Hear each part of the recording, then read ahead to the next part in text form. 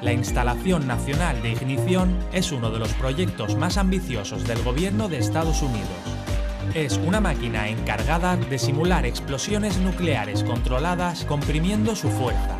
La instalación que hace funcionar el láser principal es tan grande como un estadio de fútbol y produce 192 rayos que al rebotar contra una cámara producen una temperatura concentrada de 3,3 millones de grados centígrados en una cámara cubierta por paredes de casi 2 metros de grosor.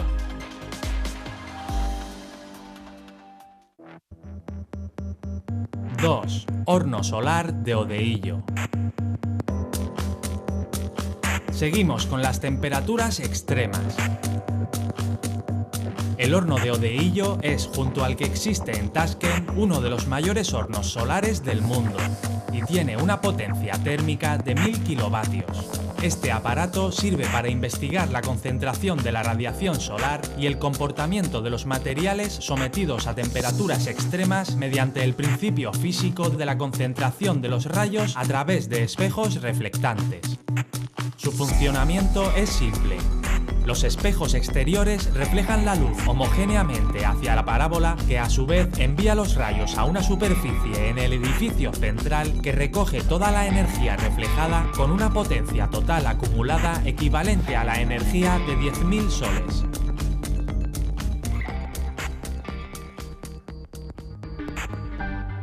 ¡1!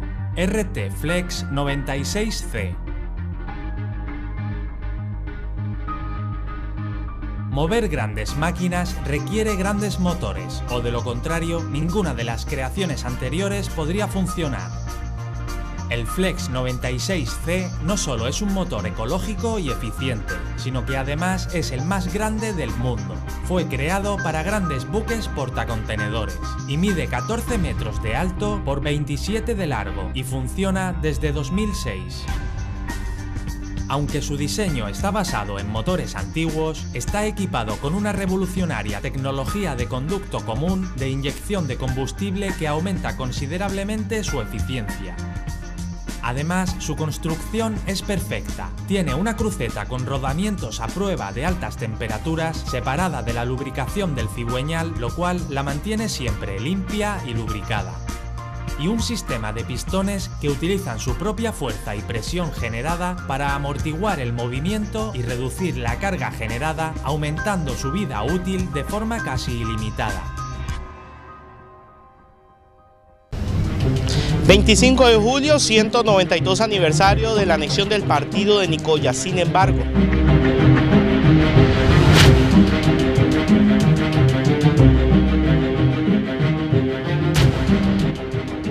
les mostraremos un Guanacaste de contrastes a partir del 25 de julio en nuestras ediciones regulares de Extra Noticias. Diario Extra te invita a una noche de recuerdos para mamá. Desde Argentina, las voces de Elvio Gallardo, Los Iracundos. Voy a pedirte de rodillas. Edu Vera, Los Ángeles Negros. Como quisiera decirte.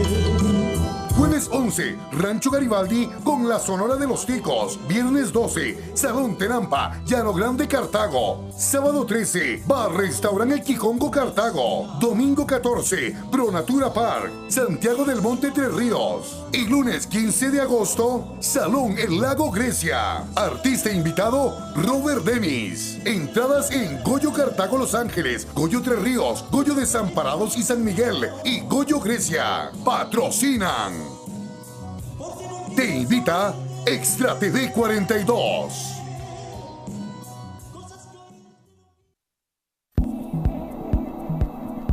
Todas nuestras acciones diarias requieren del consejo de un abogado. ¿Te despidieron y no te quieren pagar? ¿Te acusan de un crimen que no cometiste?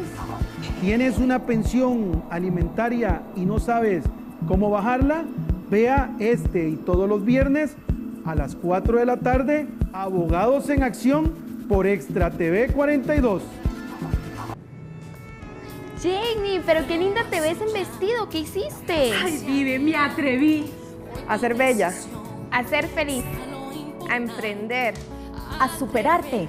Atrévete a crecer, A soñar, a cambiar, a ser genuina, a cuidarte.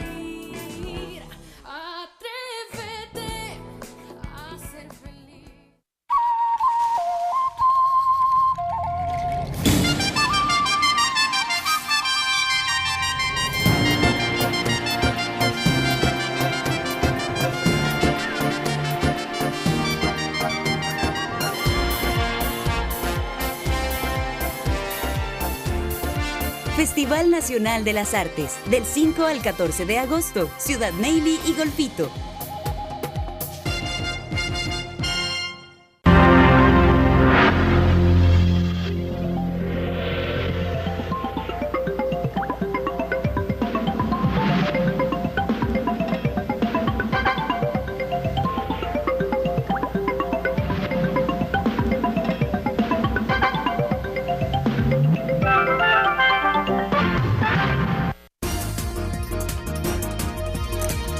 A continuación,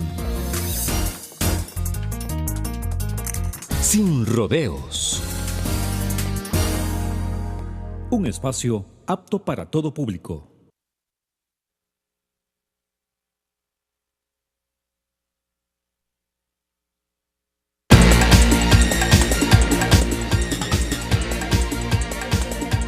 Sin Rodeos, un programa de opinión, actualidad nacional, debate político, cultura, salud, economía y seguridad. Sin Rodeos, donde hablamos claro y directo. Bienvenidos, muy buenas noches. Estamos en Sin Rodeos. Isabel Espinosa les saluda.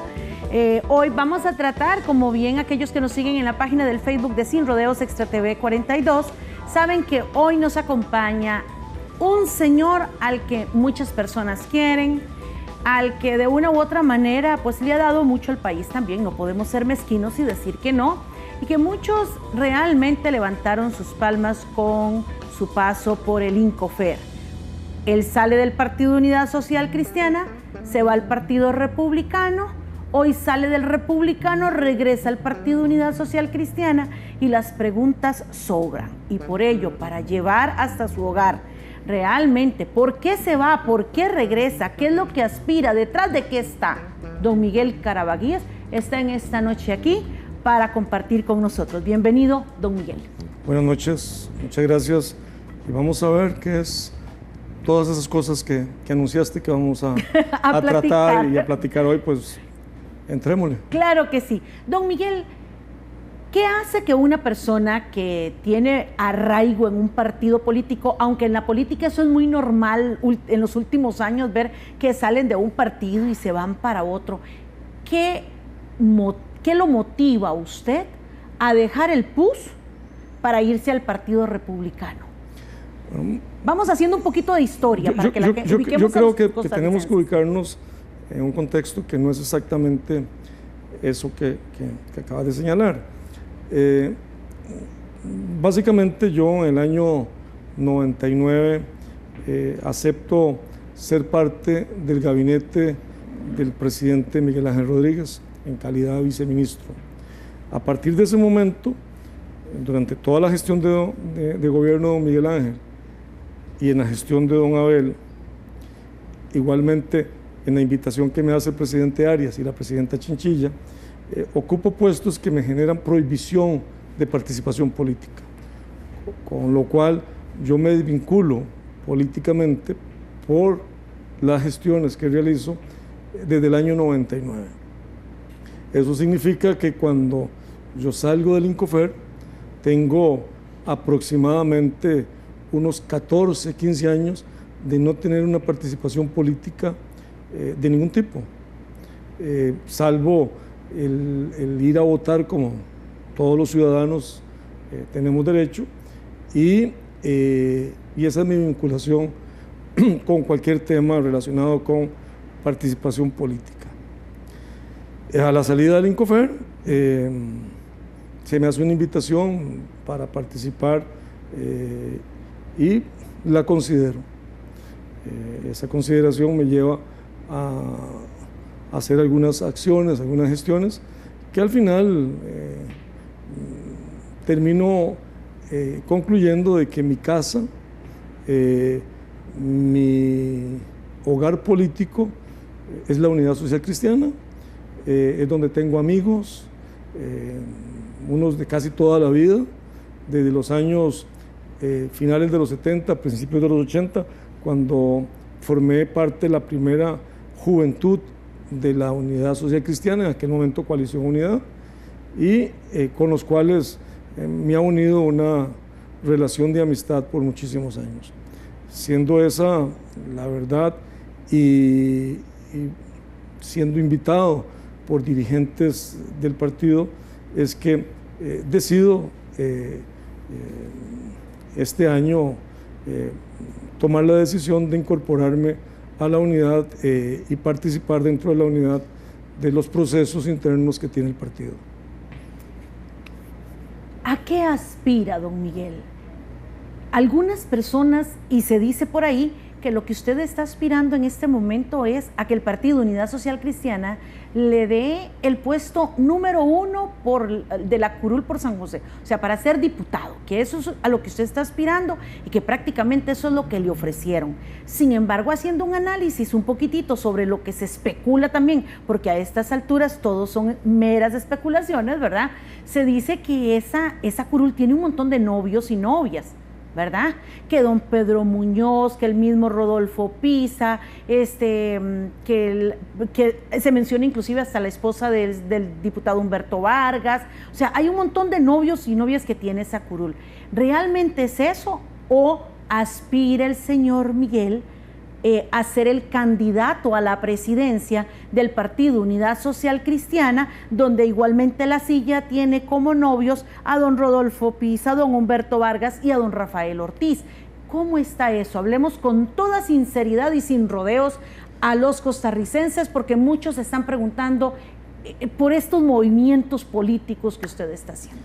Mire, cuando a mí me invitan a participar de la unidad, ni me ofrecen ni solicito nada. Ni me ofrecen un puesto para diputado o para alguna otra situación, ni pido ningún puesto para diputado, ni nada. Lo único que pido, y que el partido, la dirigencia y lo que el partido en general está ofreciéndole, es la apertura, es la posibilidad de participar, es la posibilidad de que los ciudadanos que quieran incorporarse a la unidad sepan que pueden presentar sus aspiraciones, sus deseos de ser parte del partido en diferentes posiciones que, de acuerdo a la decisión de la mayoría del partido, así lo considere. Y en ese sentido, la única oferta que tuve del partido y la única solicitud que hice yo fue: yo quisiera ingresar a la unidad y tener la posibilidad de participar y aspirar a aquello que yo pueda considerar pueda servirle al partido, pueda servirle a Costa Rica, y será el partido, serán los votantes en el partido, serán los dirigentes del partido que consideren y decidan en qué posición deberá ocupar cada uno de los que hoy estamos trabajando por la Unidad Social Cristiana. En ese sentido, repito, no hay nada detrás, no hay nada oculto, no hay nada de ese tipo de cosas, aunque parezca mentira, porque en la política la gente no cree que eso suceda. Pues así es, esa es la verdad. No hay ningún ofrecimiento de ningún tipo, más que la satisfacción que compañeros y amigos del partido consideren en mi persona a alguien adecuado, a alguien que le viene a fortalecer el partido y que además viene a seguir aumentando, a seguir creciendo el movimiento político cara al 2018. ¿Va a postular su nombre? Porque ya que la asamblea del partido está tan abierta y tienen tan buenas intenciones todos, pareciera ser por lo que usted está comentando en este momento, ¿podríamos esperar los costarricenses que su persona postule dentro del partido su nombre para ser un candidato a la presidencia de la República? ¿Podría darse eso? Podría ser una posibilidad, podría ser muchas otras, no descarto ninguna. En política, el que descarta una posibilidad obviamente es o porque en verdad no le interesa, y de ese descartar alguna posibilidad encontrar a otro que quiera llenar ese puesto. Y no descarto, es una posibilidad, una alternativa. Hay gente dentro del partido que me lo ha comentado de antes de incorporarme y con la incorporación, y estamos revisando a dónde puedo y a dónde el partido además considera le sirvo mejor. Y en ese momento vamos a tomarle una decisión. En este momento hemos empezado a un reconocimiento, hemos empezado a expresar nuestras posiciones con los miembros del partido, y serán en los próximos días que ese tipo de cosas se puedan llegar a tomar una decisión, pero obviamente no descarto como posibilidad o sea que los costarricenses podemos esperar, que no sea una sorpresa, los costarricenses podemos esperar que dentro del abanico de posibilidades de esa democracia que tiene el partido Unidad Social Cristiana a la hora de presentar a sus candidatos para ser electo uno, ¿verdad?, de los precandidatos, que dentro de ese grupo de precandidatos a la presidencia del partido esté su nombre. Eso es posible. Eso es una posibilidad. Eso es válido entonces. Eso es una posibilidad y que estamos obviamente revisando y analizando, ¿verdad? Don Miguel, con ese paso suyo en el tema político, ¿cómo visualiza y cómo puede usted crear un análisis del trabajo y el manejo que ha venido haciendo el Partido Unidad Social Cristiana a la hora de decir que es un partido renovado, que es un partido nuevo, que es diferente? ¿Realmente se ha cumplido ese objetivo o han logrado cumplir ese objetivo dentro del partido con lo que se ha hecho y con lo que se dice? A mí me parece que el partido es un partido que se ha transformado, no es un partido nuevo, obviamente, es un partido transformado, un partido que generó cambios en sus estructuras en todos los niveles. Quienes dirigen el partido de hoy son personas que hace unos pocos años no eran los dirigentes de primera línea, gente nueva, gente que le viene a dar frescura al movimiento político, pero además con una actitud lógica, inteligente, que tiene que ser un partido muy abierto, tiene que ser un partido donde le permita a cualquier ciudadano poderse incorporar al movimiento, siendo un partido que permita la participación política de cada uno de las personas que crean que la unidad es una alternativa, y que además se le generen las posibilidades a los jóvenes, a las mujeres y a los hombres de aspirar y tratar de cumplir un sueño, como puede ser ocupar una posición en un comité político a nivel cantonal, o como aspirar a una diputación, o como aspirar a una precandidatura para la presidencia de la República. Me parece que en este momento, si hay un movimiento político que está gestando un crecimiento a partir de esa apertura, de esa buena voluntad, y soy testigo porque lo he vivido, es el Partido de Unidad. Y sí, hay un Partido de Unidad que ha tenido un refrescamiento, un Partido de Unidad que va generando una madurez a partir de una experiencia que se está viviendo con nuevos dirigentes a nivel distrital, a nivel cantonal, a nivel de juventud, a nivel de las mujeres y obviamente a nivel de quienes lo dirigen hoy en su calidad de presidente, en su calidad de secretario y en los miembros del comité ejecutivo. Aún así, con todo y eso, algunas personas dentro de los corrillos de la Asamblea Legislativa hablan de ciertas diferencias que yo creo que en política siempre existen, no podemos decir que no, ¿verdad? En cuanto al tema de las postulaciones, ¿verdad? Yo quiero ser el candidato, yo voy a ser el candidato, ok, yo postulo mi nombre como candidato, pero que se me dé el lugar número 1 por San José, por aquello de, como asegurándose en la situación del puesto político. Entonces, se dan ciertas especulaciones dentro del partido, o sea, en los corrillos legislativos, y entonces esa unidad que representa el nombre a veces se ve lesionada por ese tipo de comentarios.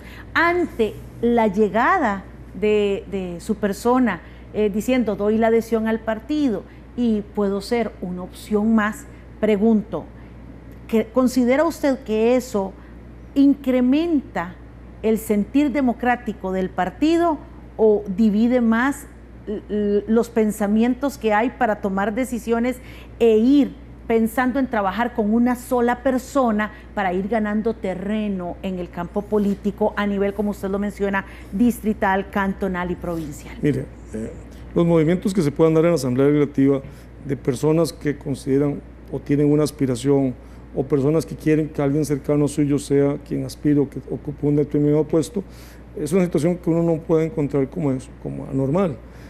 Pero al final tenemos que recordar algo: quienes tienen y deciden en la Unidad Social Cristiana, bajo la forma que hoy está estructurada el partido, son las provincias, y a partir de las provincias los dirigentes que salgan electos y que representen a los cantones en las asambleas provinciales. ¿Esto qué quiere decir? Las especulaciones de que alguien quiere que entonces yo le doy el apoyo si usted me da tal cosa, son parte que en la política se maneja, pero que en el fondo y al final de cuentas lo más importante que tiene el partido político es que quienes van a decidir eso no es una persona con un dedo sentado en el sofá de su casa, sino que es un partido político quien va a decidir que el candidato que encabeza San José o encabeza Alajuela o encabeza cualquiera de las provincias es un candidato que logró el apoyo de los dirigentes de su provincia y de los delegados de su provincia. Esa es una enorme diferencia que hoy genera el Partido de Unidad Social Cristiana. A partir todas las demás especulaciones de compromisos o no, son parte del quehacer de algunos y el aumento que hacen algunas otras personas de las informaciones que salen ahí. Yo, hasta el momento, y por lo que he estado viendo y por las visitas que me ha tocado hacer, es un partido con mucha vida, un partido con un enorme movimiento interno y donde hay muchas expectativas y muchas gentes con deseos de ofrecer su nombre a ocupar algún puesto, especialmente a nivel de las diputaciones, que además lleva un proceso de renovación de las estructuras a partir de marzo, cuando sean las elecciones cantonales a nivel nacional. Entonces, me parece que esos juegos que se estilan son juegos que son parte del quehacer político y especialmente de la especulación, ¿verdad? Muy bien, pues quisiera decirles que otra de las cosas que por ahí se menciona y que aprovechando la visita de don Miguel a este espacio queremos realmente compartir y aclarar con ustedes. Algunas personas dicen, ¿cómo don Miguel se va a postular o cómo don Miguel pretende un cargo de esa magnitud o busca puestos y si no es este es el otro o es el otro, si realmente hace un tiempo atrás él está inhabilitado para ocupar cargos públicos? ¿Qué fue lo que sucedió? Si tiempo después se dijo que en el contencioso se había dicho que se le levantaba esa inhabilitación para que él podía continuar y esto y lo otro. ¿Qué es lo que realmente ha sucedido?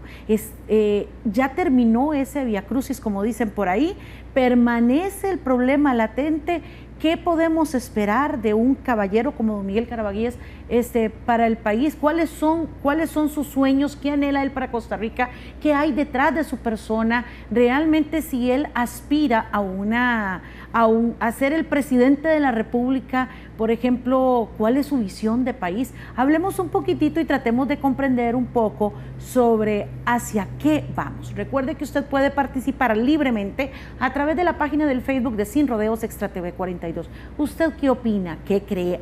Y también vamos a platicar un poco sobre cómo visualiza, cómo analiza, porque en realidad me gustan los análisis, cómo ha analizado don Miguel el tema del INCOFER y cuál es el futuro que él ve del INCOFER, siendo el INCOFER una parte muy importante y muy querida en la vida de don Miguel. Hacemos una pausa y regresamos.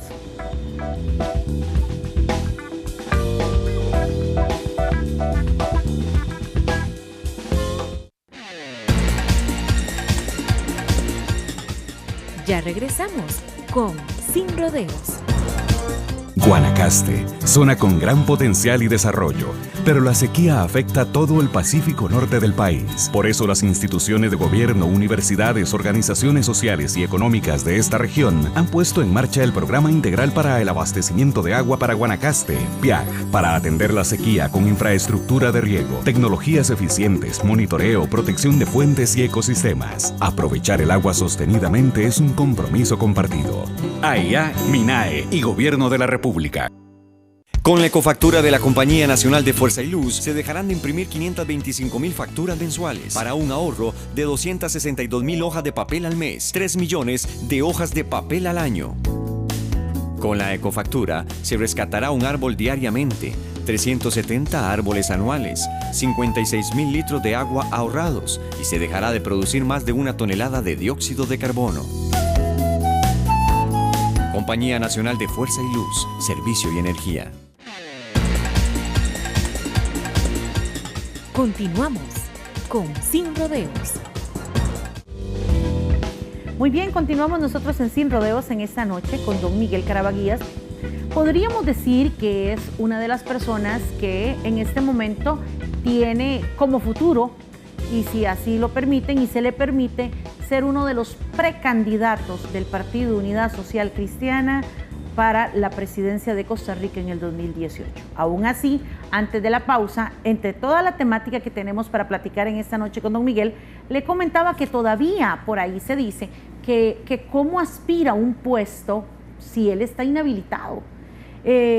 Yo recuerdo que además de que si bien es cierto se dio ese incidente, también recuerdo a su abogado decir que se le había eliminado y que por un contencioso que se había interpuesto. Háblenos un poquito de eso. Aquí todo duerme el sueño de los justos. ¿Cómo visualiza y cómo podemos entender los costarricenses ese episodio de vida? Mira, a mí me parece que hay que entender el proceso más allá de esto último.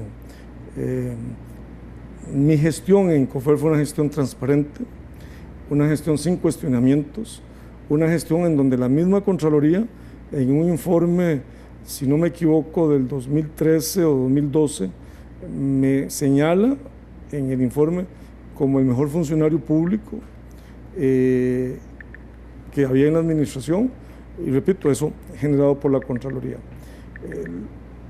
Las acciones a las cuales luego se señalan tienen que ver con una decisión de dotar de tierra a un grupo de campesinos que habitan esas tierras desde hace más o menos 30, 40 años y que, de acuerdo a la legislación vigente en el momento de esa decisión, correspondía por esa legislación dotarlos de la tierra en términos de título de propiedad.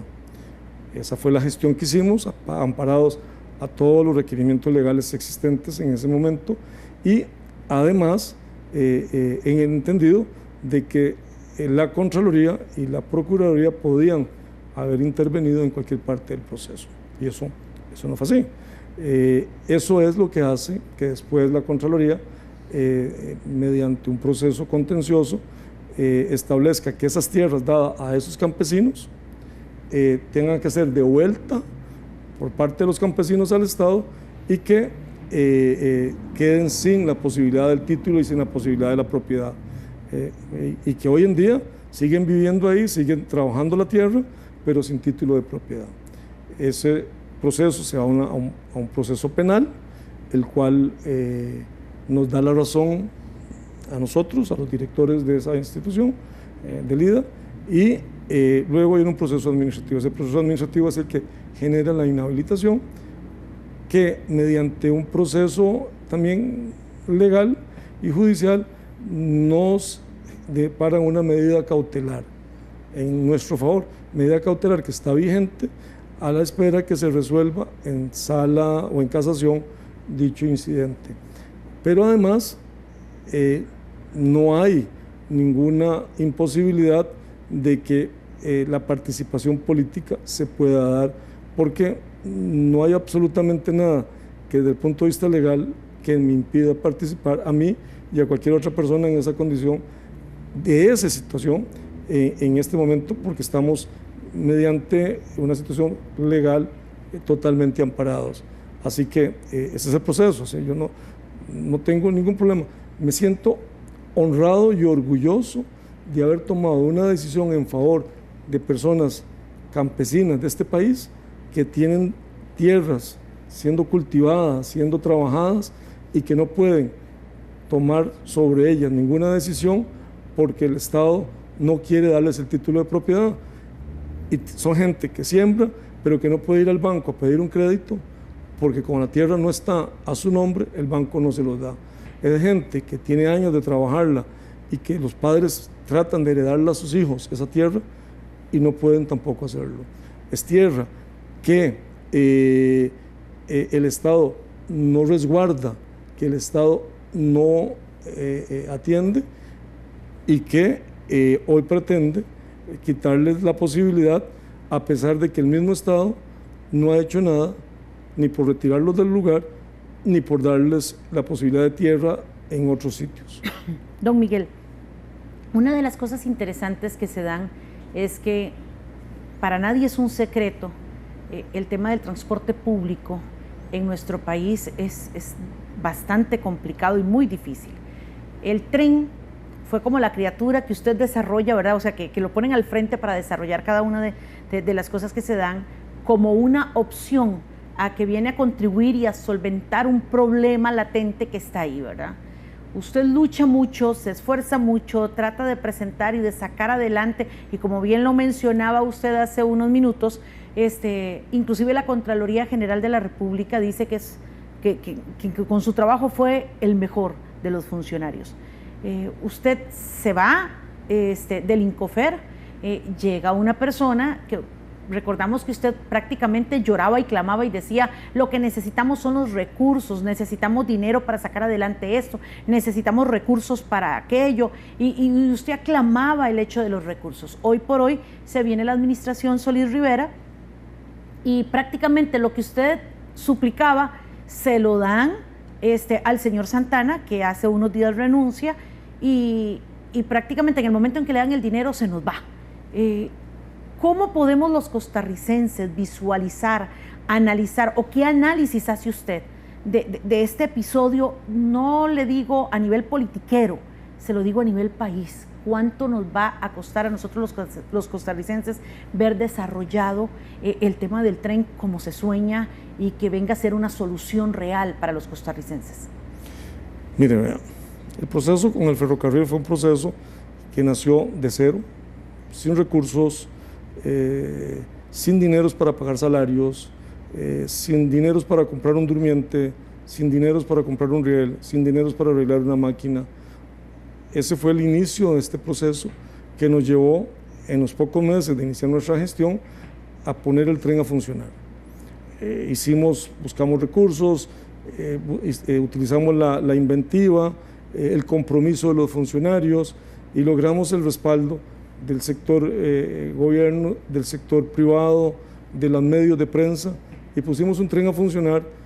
Después de poner un tren a funcionar, logramos adquirir equipo reconstruido en España, de muy buena condición, que estaba en plena operación en España, no estaba botado, sino que estaba funcionando y dando servicios en España, y los trajimos a Costa Rica y los pusimos a funcionar, y empezaron a dar resultados positivos, logrando movilizar un importante número de ciudadanos. Dejamos planteado un estudio que no le costó nada al país, un estudio donado por el gobierno español, en el cual se hacía referencia que con una inversión de $600 millones, el país podía movilizar diariamente 175,000 personas mediante un proyecto que era a doble vía, era eléctrico, era trenes nuevos, con pasos a desnivel, con sistema de agujas y de semaforización. Ese proyecto quedó aprobado por el MOB, por Incofer, por planificación, por el Ministerio de Hacienda, y quedamos en la búsqueda de los recursos cuando vino el cambio de gobierno. Ese plan además estaba para ser construido en 4 años, en 2 fases. La primera fase terminaba a los 2 años y la segunda fase 2 años más. Todo parecía indicar que la administración Solís Rivera iba a lograr echarlo hacia adelante y tener por lo menos la primera fase totalmente terminada y en operación. Lamentablemente, sin un manejo técnico, se decidió dejarlo guardado en Mideplan, prácticamente echarlo en un cajón y empezar nuevamente, otra vez, a buscar los recursos para hacer un nuevo estudio. Recursos que le han costado en primera instancia $300,000 al país, con la contratación de un estadounidense, que van a costar bastante más, producto a que van a requerir más argumentos y más elementos para tener el estudio definitivo. Pero lo que más le ha costado al país es la paralización de un proyecto que pudo estar ya en plena operación. Le está costando al país que la gente, en una distancia de Heredia a San José, que son 10 kilómetros, que cualquier persona que haga un poco de ejercicio lo corre en 1 hora, le está costando que hoy tengamos las presas, los problemas de 1 hora y media en que uno se puede mover de Heredia a San José. Y por otro lado, tenemos un servicio que se estaba dando que, si bien hacía falta de recursos, funcionaba adecuadamente, en vez de mejorarse, se deterioró. Y hoy tenemos 2 problemas. Uno es cómo volver a recuperar el servicio, cómo poder volver a ponerlo en condiciones, cómo mejorar lo que ya se tenía, y por otro lado, empezar, de acuerdo al anuncio que nos dio el presidente ejecutivo, que recién renunció, tenemos que esperarnos 9 meses más para que estén unos estudios. Eso significa de que vamos a estar en el primer trimestre del año entrante, cuando mucho, en términos de mucho digo, en la mejor de las posibilidades, teniendo un resultado de un estudio, con lo cual no va a tener este país la posibilidad de disfrutar el inicio de una construcción de un sistema de trenes eficiente. O sea, que lejos de que a los 2 años de esta administración, según los planes o preparativos que se tenían en su momento, se terminara una primera etapa de un proyecto que venía a solventar un problema, más bien existe actualmente un retroceso de lo que ya había. Eso es lo que usted nos está queriendo comentar a los costarricenses. Me parece que sí es, o sea, lo podemos ver cuando vemos en los periódicos, vemos en las noticias la cantidad de problemas que los trenes actuales están teniendo por falta de mantenimiento de las vías, por falta de mantenimiento de los equipos, a pesar de contar con los recursos, los presupuestos que este gobierno, y hay que reconocérselo al gobierno y a la Asamblea Legislativa, los recursos que se han dado para el INCOFER en esta administración son muy superiores a los que normalmente se tenía en INCOFER en gestión, que solamente se tenían esos recursos cuando estábamos en adquisición o de equipo rodante o en la adquisición de material para la recuperación de vías como la de Heredia, como la de Belén o como la de Cartago. Hoy por hoy, el INCOFER, en el presupuesto del 2015, se le trasladaron más de 4.000 millones de colones, de los cuales prácticamente el 50% no fue ejecutado.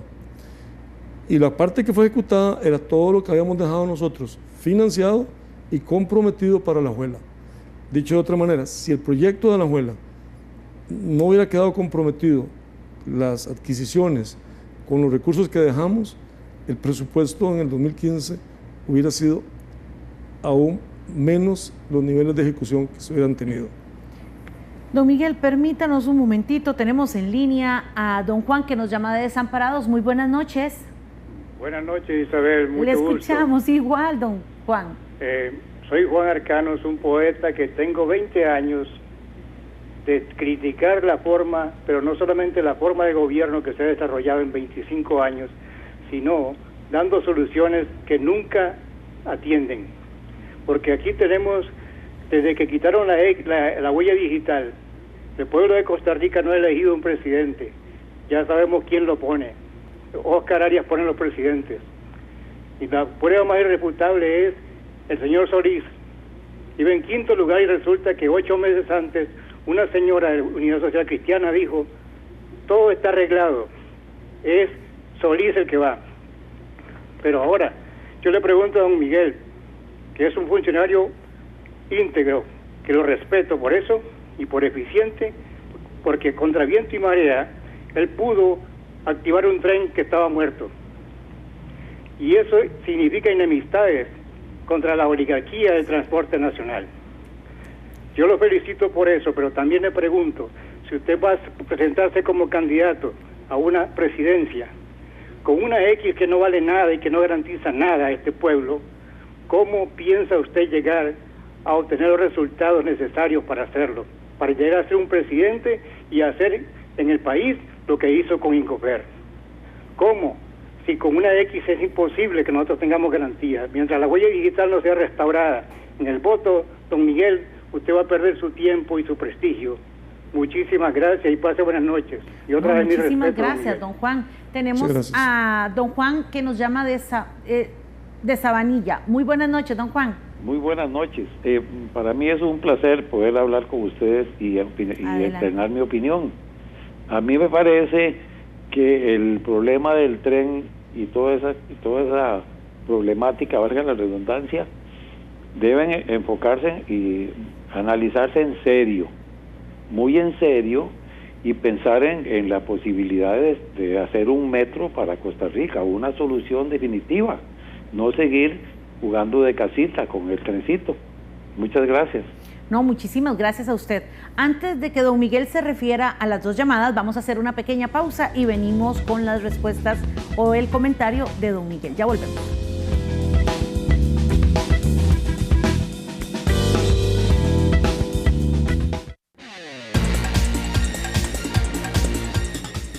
Ya regresamos con Sin Rodeos.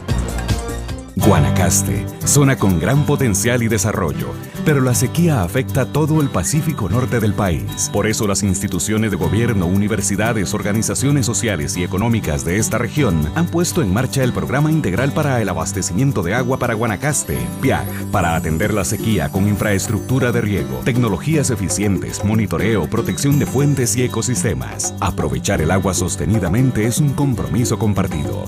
AIA, MINAE y Gobierno de la República. Con la ecofactura de la Compañía Nacional de Fuerza y Luz, se dejarán de imprimir 525,000 facturas mensuales para un ahorro de 262,000 hojas de papel al mes, 3 millones de hojas de papel al año. Con la ecofactura, se rescatará un árbol diariamente, 370 árboles anuales, 56,000 litros de agua ahorrados y se dejará de producir más de 1 tonelada de dióxido de carbono. Compañía Nacional de Fuerza y Luz, Servicio y Energía. Continuamos con Sin Rodeos. Muy bien, nosotros seguimos y quisiera que don Miguel, bueno, pues le responda a los dos, a Juan y a Juan José de Desamparados y Sabanilla respectivamente. Sí, bueno, vamos a responder por la segunda pregunta o por el segundo comentario.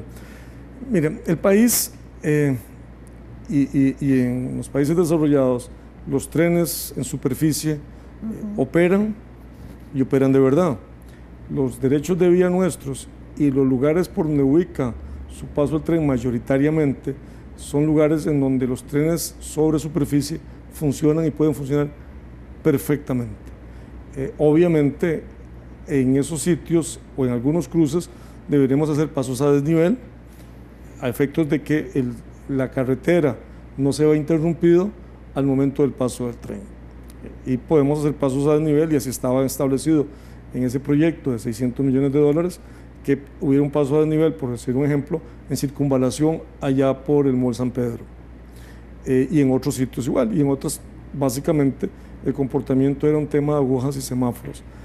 El tema del metro ya es un asunto relacionado con la penetración dentro de la ciudad, con la articulación del servicio dentro de la ciudad, y los datos y los análisis que hay es que la población que requiere un metro son muy superiores a la población que podríamos mover en el centro de la ciudad.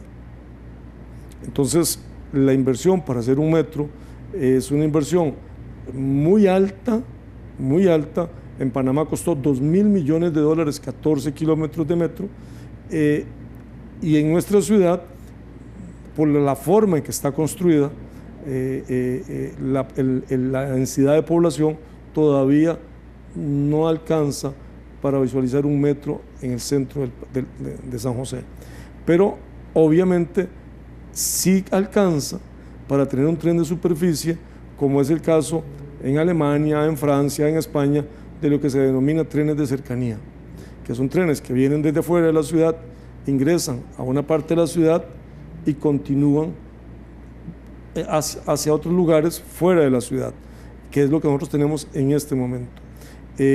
Posiblemente en un futuro habrá que pensar, en un futuro mucho más adelante, en la opción de un metro, sobre todo por los tipos de construcción que se están realizando ahora en la capital, edificios de apartamentos que están siendo habitados y que lo que va a generar ciertamente es una enorme población que no solamente va a estar ingresando en la mañana y saliendo en la tarde, sino que va a estar movilizándose durante todo el día porque están habitando esos lugares. Y posiblemente eso va a ir cambiando la situación de la densidad de población y va a cambiar la necesidad de la forma de transporte. Don Miguel, con toda transparencia, ¿por qué si se deja, según sus palabras, un proyecto ya con un estudio hecho, que, bueno, había que ver el tema de presupuesto, pero según lo que nos comenta, a 2 años ya la primera parte debería de estar hecha, a los 2 años siguientes, terminando una administración, se estaría concluyendo un proyecto? Usted nos hace ver que como está el panorama en este momento del tema del tren, es como que lejos de, haber avanzado, se retrocede, pero ¿a qué se le puede atribuir? Desconocimiento, porque presupuesto no, porque vea que hay, lo que usted pedía en este gobierno se da, pero no se ejecuta. ¿Qué es lo que hay detrás de eso? Mire, hablándolo así clarito. Mire, básicamente a mí me parece que hay un desconocimiento por una parte, luego una actitud posiblemente, me cuenta a mí, un poco prepotente en cuanto a la forma en que se manejaban las cosas, lo cual, ejemplo de eso es que en mi administración, durante 8 años, que partimos de cero y sin tener un solo recurso,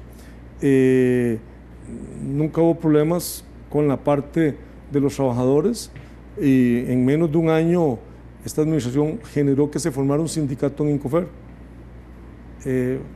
un sindicato que fue la forma que encontraron los trabajadores de protegerse frente a las actitudes de la administración.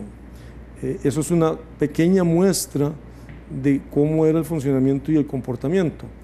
El desconfiar de cada funcionario que está en Incofer, obviamente termina generando una relación muy tensa entre quien dirige una institución y quienes son los que al final llevan el peso de que las instituciones caminen. Ningún funcionario que está en Incofer hoy, yo lo llevé en mi administración. Cuando yo llegué, los que están ya estaban.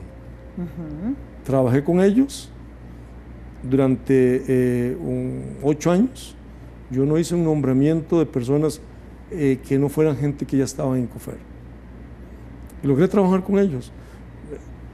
Asumí la confianza que se debe tener ante personas que entiendo que son muy conocedores del tema ferroviario y que estaban en disposición y en el deseo de que el Incofer cambiara lo que había sido hasta ese momento. Una institución desaparecida, una institución que nadie entendía para qué servía, la gente no sabía qué era eso, y pasó a ser una institución que fue bandera en 2 administraciones de gobiernos, bandera positiva, bandera de reconocimiento al esfuerzo y al trabajo que se hacía por parte de los costarricenses y por parte de las autoridades públicas. Entonces, me pareció a mí que ahí se dio también un problema de gestión muy complicado de quien tenía el ejercicio de liderar la institución.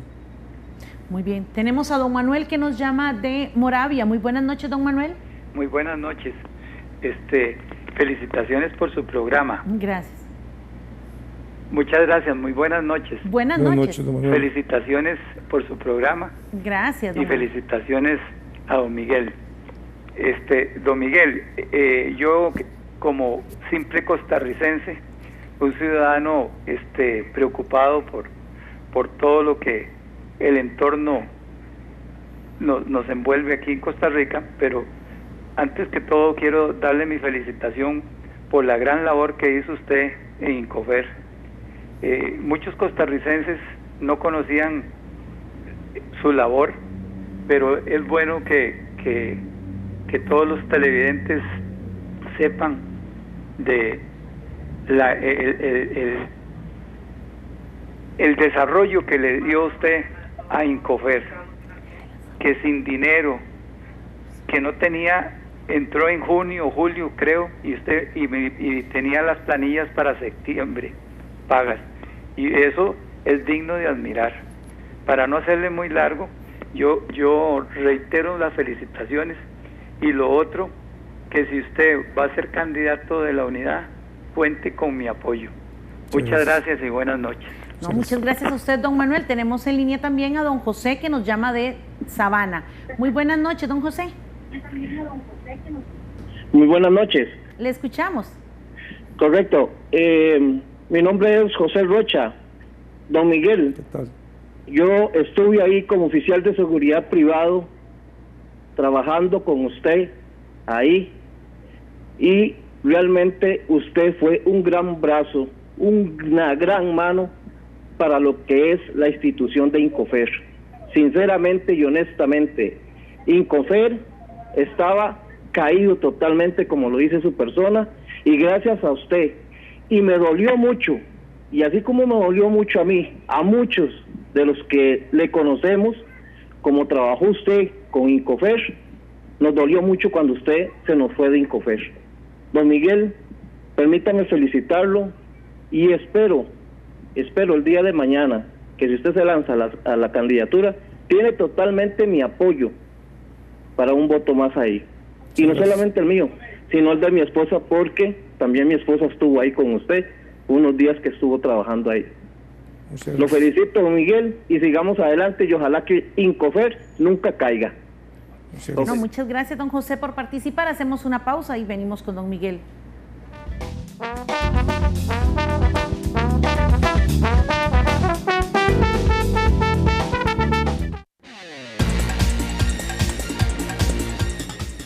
Ya regresamos con Sin Rodeos.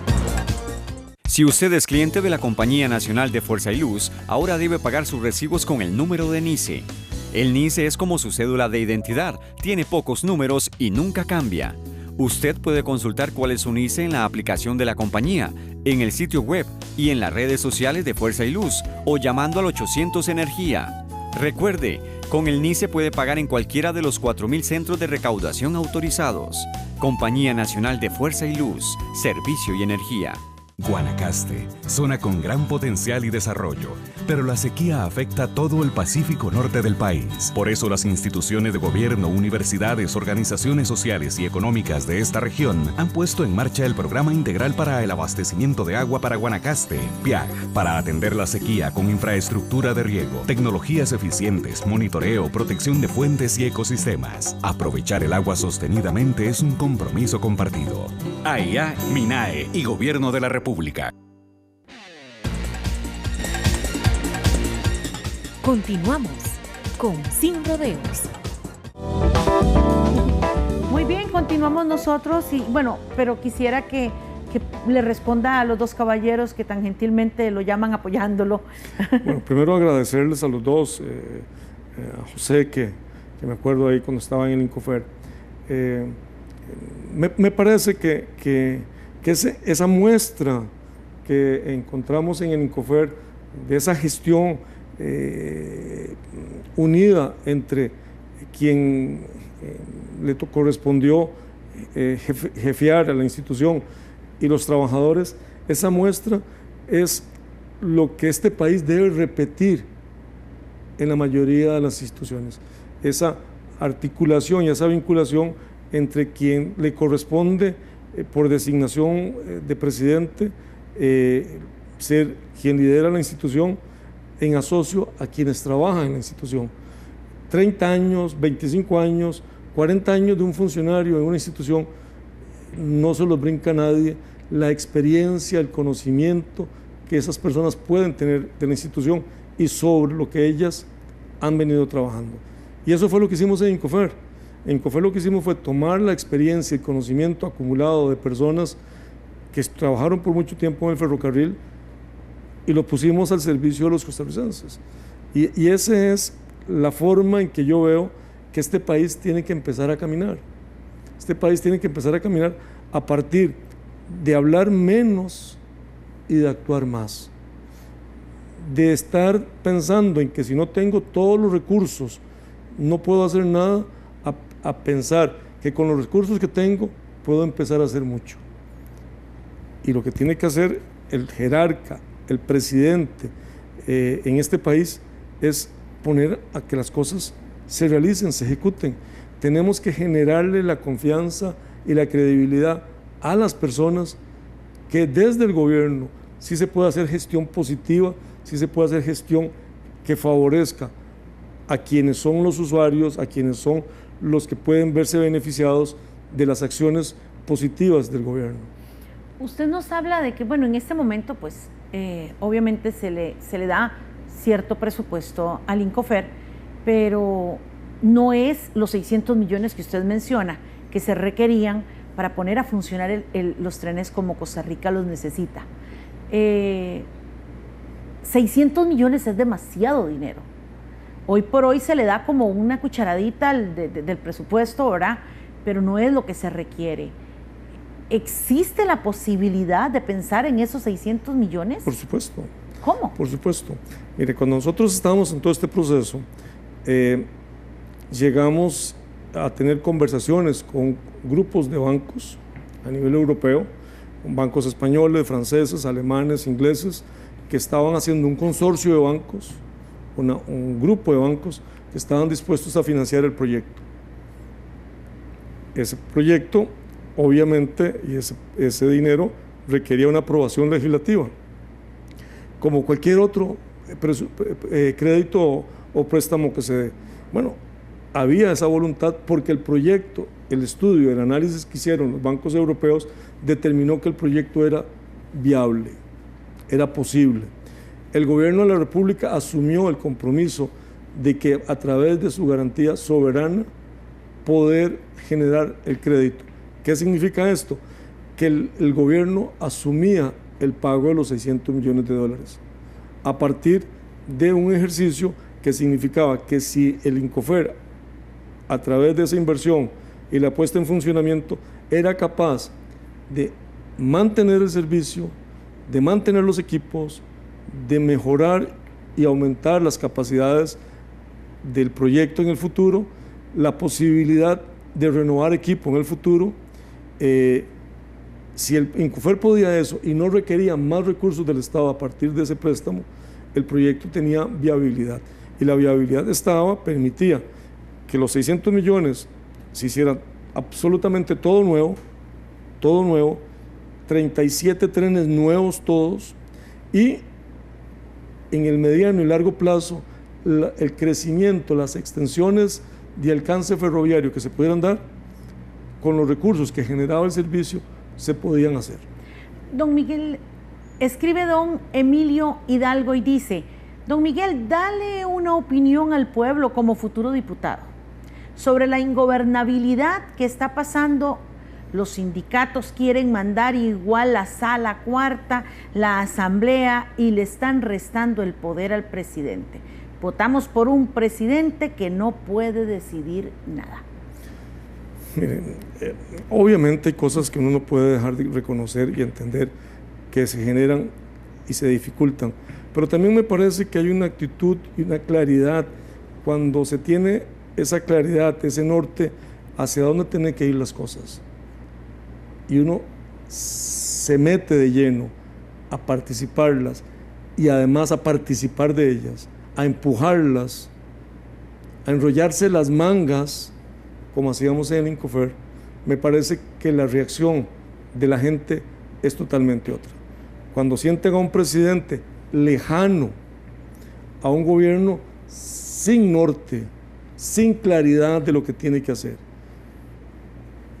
obviamente se da y se presta para que salten los sindicatos, salten los problemas, salte la asamblea, salte la sala. O sea, cuando no hay un responsable del tren, cuando no hay un maquinista que lleve el tren hacia adelante, la posibilidad de que quien lo lleva genere un descarrilamiento es muy alta. Y eso es lo que ha tenido este país. Me parece que este país lo que le ha estado faltando es un presidente, un equipo de trabajo que entienda cuál es su función y a qué tiene que dedicarse. Mire, le pongo el ejemplo más sencillo. La carretera Florencio del Castillo. En este país ha venido hablando desde hace 15, 20 años, no sé cuánto, sí, de hacer un túnel, de hacer no sé cuántas cosas.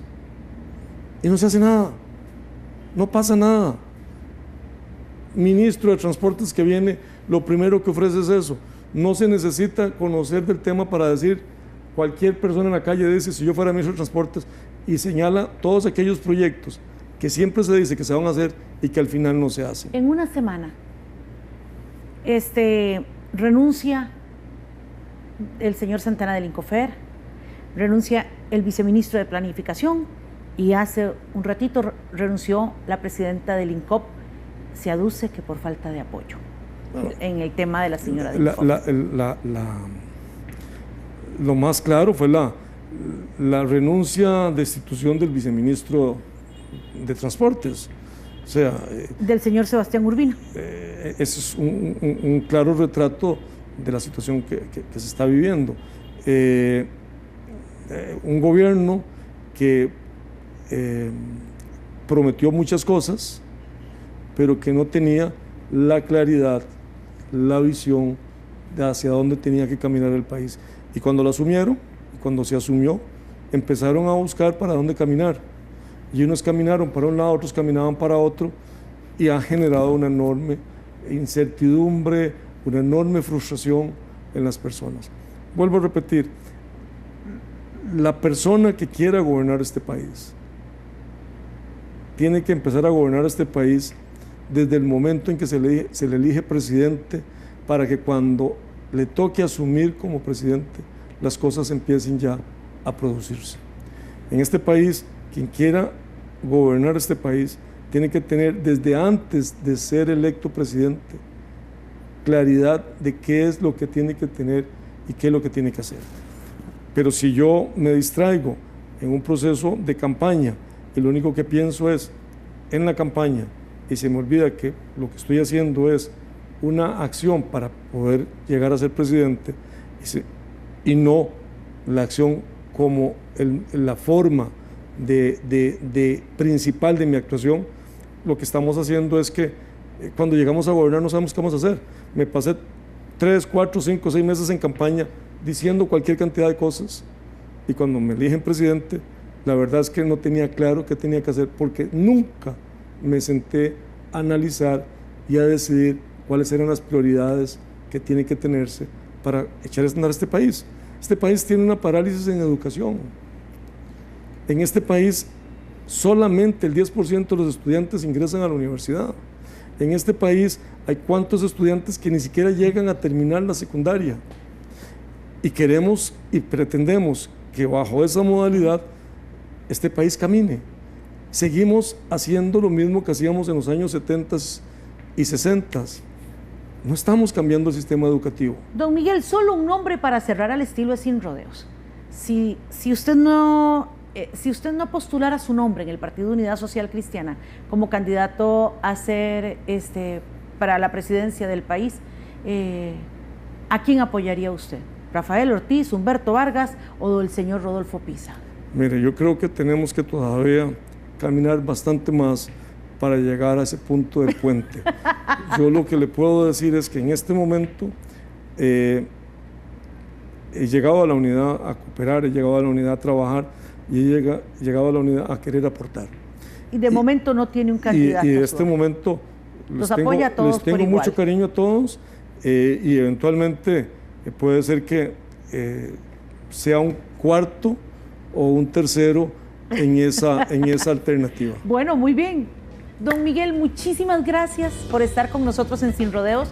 A ustedes en sus hogares, muchísimas gracias. Les esperamos el día martes a las 8 de la noche y estará con nosotros el presidente, bueno, en realidad el ministro, presidente ejecutivo como del IMAS, tratando de responder a las denuncias que hizo el diputado Mario Redondo en torno a los casi 26 millones que se invirtieron en una, que dijo el señor Redondo que era una motivación para el personal. Ellos vienen a aclarar realmente su punto de vista. Así es que los esperamos martes 8 de la noche, que la pasen muy bien.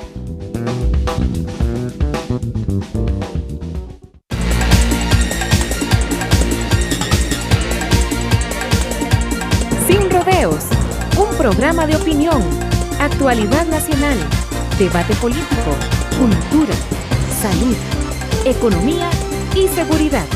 Sin Rodeos, donde hablamos claro y directo. El regalo para mamá lo tiene Diario Extra. Busque hoy los cupones, participe y podrá ganar 2 casas prefabricadas obra gris, un automóvil Geely y 4 órdenes de compra de 1 millón de colones en electrodomésticos. Los cupones aparecen todos los días en el Diario Extra. Llénalos con tus datos personales y deposítalos en los puntos de recolección, en las sucursales del Grupo Mutual, Correos de Costa Rica y el edificio del Grupo Extra. Tienes tiempo hasta el 30 de julio. Diario Extra te invita a una noche de recuerdos para mamá. Desde Argentina, las voces de Elvio Gallardo, Los Iracundos. Voy a pedirte de rodillas. Edu Vera, Los Ángeles Negros. Como quisiera decirte. Jueves 11, Rancho Garibaldi con la Sonora de los Ticos. Viernes 12, Salón Tenampa, Llano Grande, Cartago. Sábado 13, Bar Restaurante El Quijongo, Cartago. Domingo 14, Pronatura Park, Santiago del Monte, Tres Ríos. Y lunes 15 de agosto, Salón El Lago, Grecia. Artista invitado, Robert Denis. Entradas en Goyo Cartago, Los Ángeles, Goyo Tres Ríos, Goyo Desamparados y San Miguel y Goyo Grecia. Patrocinan. Te invita Extra TV 42.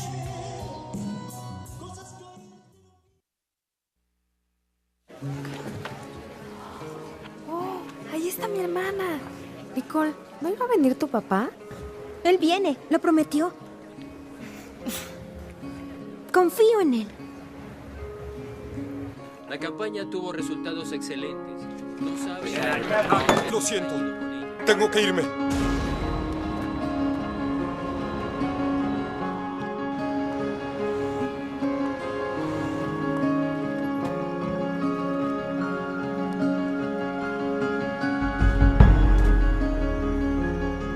Niños, empezamos en un minuto.